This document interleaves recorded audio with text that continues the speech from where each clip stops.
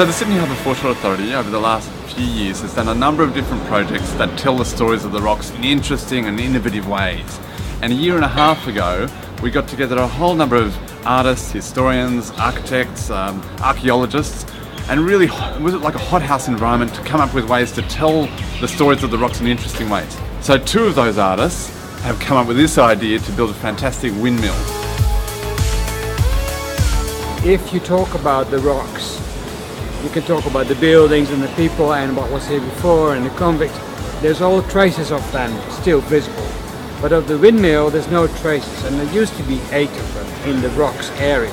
So we thought it was great to have a venue which was a windmill as a place for meetings, performances, conversations, and to reference the historical aspect of it. Whilst it's clad on the outside, when you go inside the building you can actually see the whole frame itself. So a lot of the ways that we've kind of conceived about the design is that it's not hidden away from the public, so that people can kind of get a sensibility of what it actually takes to make something, and then when you do work by pulling a rope to spin the blades, to grind the wheat, you're actually participating in the whole activation of the building.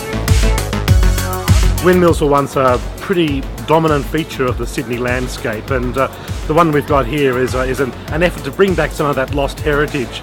It was 200 years ago this year that the windmills lost out to steam power as steam-driven factories became the dominant new force of the Industrial Revolution.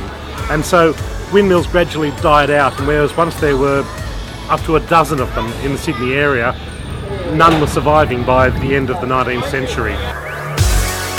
So we're really excited to have this opportunity for people to come down and experience this reconstruction of some of our lost heritage in the rocks.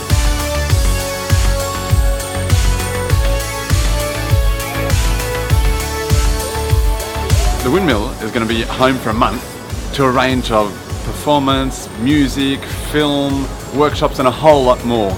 And really there's people like Bell Shakespeare, we've got the youth food movement, we've got Costa from Gardening Australia.